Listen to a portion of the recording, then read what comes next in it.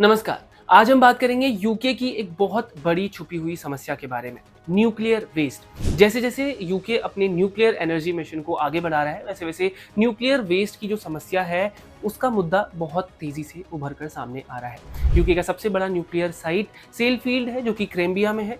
अब तक के ज़्यादातर न्यूक्लियर वेस्ट को यहीं स्टोर किया जाता था, लेकिन अब ये साइट भर चुकी है। इसका मतलब ये है कि एक नई जगह की ज़रूरत है, जहाँ इस खतरनाक न्यूक्लियर वेस्ट को परमानेंटली रखा जा सके। सेलफील्ड में रेडियो एक्टिव वेस्ट है, जो अगले 1 लाख सालों तक भी खतरनाक रहने वाला है। ये वेस्ट इतना खतरनाक है कि इसकी रेडिएशन से इंसानी सेल्स डैमेज हो सकती है।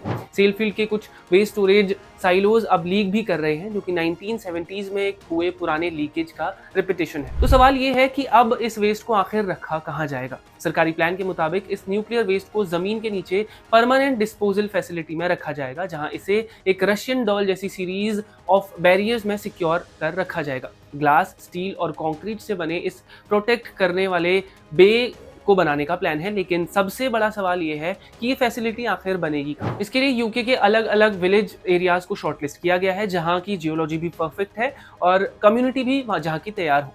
सेलफील्ड के पास वाले सी स्केल एरिया में इसके बारे में चर्चा चल रही है। लोकल काउंसलर डेविड मूर कहते हैं कि सेलफील्ड उनके एरिया का सबसे बड़ा एम्प्लॉयर है और लोग ये समझते हैं कि इस वेस्ट के लिए एक सेफ और परमानेंट सोल्यूशन होना जरूरी है। वहीं दूसरे एरियाज जैसे साउथ कोपलैंड और लिंकशायर में भी इसके खिलाफ प्रोटेस्ट देखने को मिल रहे हैं। ये प्रोसेस 10 सालों तक चलने वाला है और अभी सब कुछ सर्वे और कंसल्टेशन अर्ली स्टेज में चल रहा है। जब तक फाइनल डिसीजन नहीं होता, ये न्यूक्लियर वेस्ट सेल फील्ड में ही रखा जाएगा, सेल फील्ड में ही स्टोर किया जाएगा। फिलहाल आपका इस पर क्या कहना है, हमें कमेंट करके जरूर बताएं। धन्यवाद।